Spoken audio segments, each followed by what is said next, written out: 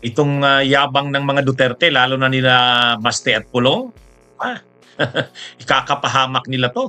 Ha? Ikakapahamak nila ito. Yan ang problema ng kapag nayayabangan, buti nga hindi kayo tinatarget ngayon ng mga investigasyon. Pero sa pagyayabang ninyong yan, kayo ngayon ang masasakop kayo ngayon ng investigasyon ng Kamara. Ang totoo, si PBBM, ang sinabi ni PBBM, ang iimbestigahan lang ng mga flood control projects ay mula 2022 hanggang 2025. Kumbaga yung panahon na naupo siyang presidente, yung paliwanag naman niya ni PBBM, ayaw ko nang kialaman ang mga nakaraang proyekto. Ang gusto ko, sabi ni PBBM, managot ako doon sa mga proyekto sa kapanahunan ko. Kaya 2022. Kaya lang, itong magkapatid na Baste at Pulong ay nagyayabang. Hinahamon ngayon si Abante, si Congressman Benny Abante, hinahamon. Kasi sabi kasi ni Baste Duterte, yan daw ginagawa na yan ng mga investigasyon ng Kamara tungkol sa flood control, PR lang daw yan. Kumbaga for show lang yan. Public relations stunt.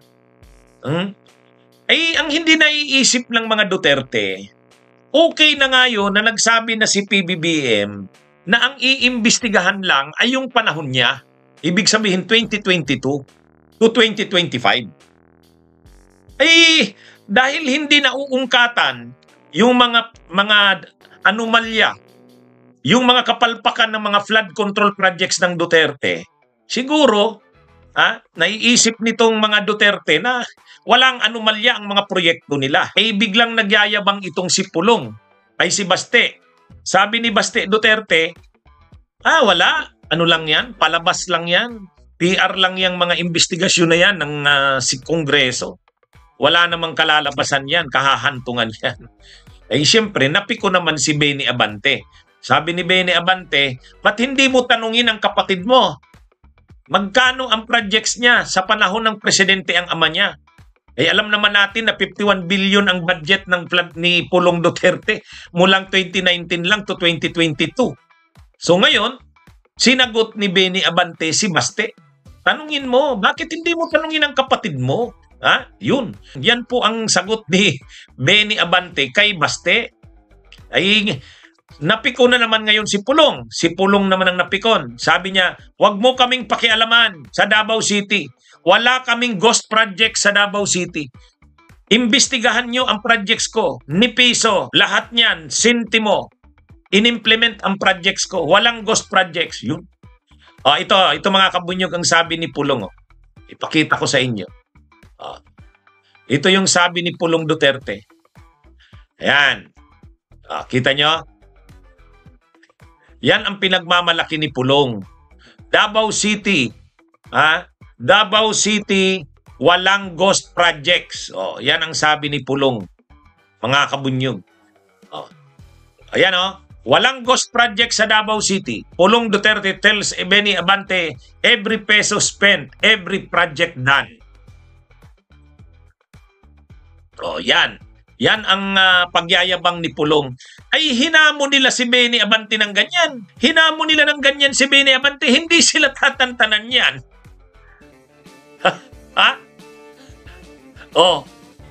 Sa tingin ko, ito? Lalawak ang investigasyon nito. Hindi na lang yan panahon ni PBBM. Hindi na lang yan panahon ni PBBM. Papaimbestigahan sigurado niya ng Kamara yung mga flood control projects ng panahon ni Duterte, lalo na ng Davao City. Imagine niyo naman, 51 billion, distrito lang ni Pulong. 3 years, mga kabunyog. 3 years. Yung mga pinag-uusapan natin ng mga proyekto ng Bulacan, yung pinag-uusapan natin, 5.16 billion, 12 billion. Itong Kipulong, distrito niya lang, first district ng Davao City, mula 2019 to 2022, 51 billion. Mga kabunyog, mga kababayan. Baka sabihin na naman niya ni Chis Escudero, ang liit naman ng 51 billion. Kaya sa tingin ko dito, sige nga, Iimbestigahan yan. Kasi nagmamayabang ngayon yung mga Duterte, walang ghost project sa kanila. Wala daw.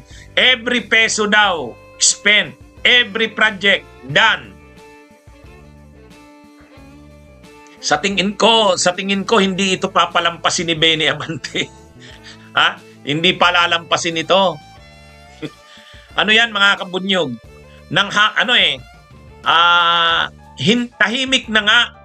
Tahimik nga ang administrasyon ni PBBM. Hindi sinasaklaw ng investigasyon yung panahon ni Duterte. Kaya yung 51 billion ni Digong hindi pinag-uusapan, ay ni Pulong, hindi pinag-uusapan kasi 2019 to 2022 yan. Ha? Pero ngayon, nagyabang siya. Ganyan. Hinahamon niya si Abante. Imbestigahan daw yung kanyang proyekto. Tingnan daw. Actually, may statement pa si Pulong. Hinahamon ko kayo. Sinasabihan ko na ngayon ang DPWH ng Davao City, Davao Region. Ibigay nyo lahat ng records ng project ko. Yun. Sige nga.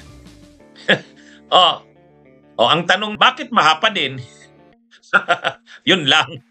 Hindi, ang paliwanag niyan, sabi ni Pulong, sa kanila naman daw, ang bintahe ng kanilang baha, hindi daw nagiging swimming pool. Sa kanila daw, kapag may baha, daan lang. Yun naman ang sagot ni Pulong yan. Anong pa? Di ba? Ganun yung paliwanag ni Pulong. Sabi ni Pulong Duterte, kami sa Davao City binabaha, pero hindi nagiging swimming pool. Dumadaan lang yung baha. Yun naman yung paliwanag ni Pulong yan.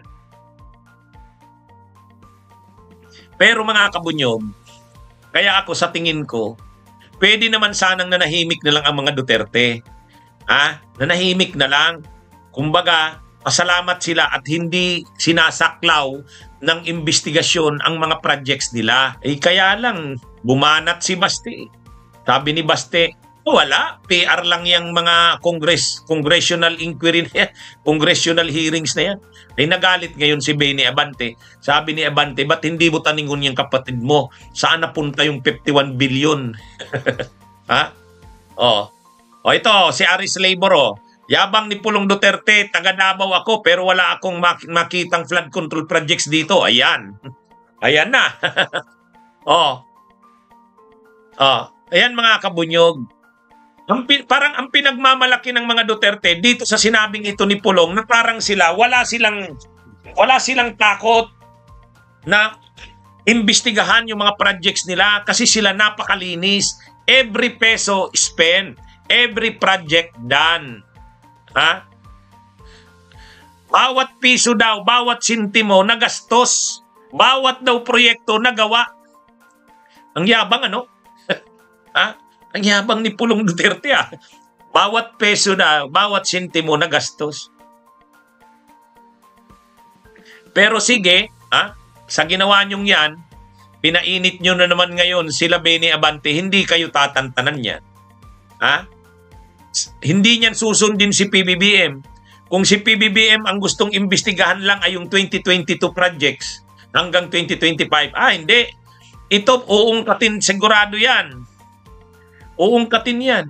Masyado naman kasing mayabang. Imaginin mo, 51 billion yung hawak mong proyekto in 3 years sa distrito mo lang. Hindi yan speaker ng Kamara. Hindi yan speaker ng Kamara. Ng 2019 to 22, hindi siya speaker ng Kamara si Pulong. Pero ang project niya ay 51 billion. Ang tindi. Tama ka Kabunyog Giera Calunya. Mahangin. Yang hangin niya na yan, babalik yan sa kanila. Hindi palalampasin yan. Ayan mga Kabunyog, hindi palalampasin yan nila Benny Abante. Kaya sa tingin ko, diyan nagkamali sila Pulong. Pwede sana, pinalampas na lang nila yan. Kumbaga, sige, huwag na tayong maingay. Total, ang iniimbestigahan, hindi naman tayo. Ang iniimbestigahan, 2022 hanggang 2025. Okay na sana yan. Kaya lang, kaya lang ang nangyari, nagyabang ang sabi ni Benny Abante, walang ghost project sa Davao. Pulong Duterte tells Benny Abante, every peso spent, every project done. Sige ngayon. Pag inimbestigahan kayo, lilitaw lahat yan. Actually, mali naman talaga yung sinabi ni PBBM na ang imbestigahan lang ay yung sa panahon niya. Hindi. Hindi. Lapit-lapit pa ng 2022, 21, 20. Ang lapit-lapit pa, dapat saklawin pa yan. Ang pwedeng hindi na imbestigahan yung mga 2010, 2015. Pero yung yung panahon ni Duterte, dapat saklaw pa yun. Saklaw pa yun. Saka grabe rin ang flood control projects nun. Ngayon, ang problema, nagyabang sila Baste. Nagyabang sila Pulong. Nasusubrahan kasi ng yabang itong mga Duterte porque hindi iniimbestigahan yung projects nila. Hindi iniimbestigahan yung projects nila. Pero ngayon, pag inimbestigahan yan, lalabas yan. Huwag kang mayabang. Maging mayabang ka kung wala man lang talagang makukuhang butas sa'yo. Kung wala man lang makukuhang butas sa'yo, okay ha. Ito, isos naman. Maniwala naman kayo na wala man lang kahit anong butas. Yung ibig sabihin, yung 51 billion talagang every peso spent, every project done. Wow! Ang yabang naman yan. Di ba? Ano yun mga kabunyog? Ano yun? Sa halip sanang nanahimik na lang, manahimik na lang tayo. Ang importante, hindi naman tayo ang tinitiray. 2022 projects ang iniimbestigahan. Hayaan natin sila. Kaya lang ang yabang ni Baste. Sabi ni Baste, wala, ano lang yan? Kulo lang yung mga ano na yan. PR lang yan. Kaya ito mga kabunyog, mga kababayan, itong pangyayaring ito, ikakapahamak ito ni Pulong. Hindi na nga sa kanila nakadoon na yung atensyon. Kasi sabi ni PBBM, wag na yung kay Duterte.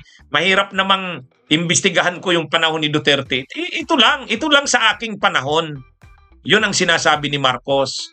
Pero ang Kongreso, hindi naman pwedeng pakialaman ni Marcos yan. Kung gusto ng Kongresong imbestigahan yung panahon ni Duterte, pwede yun. Walang nagbabawal doon.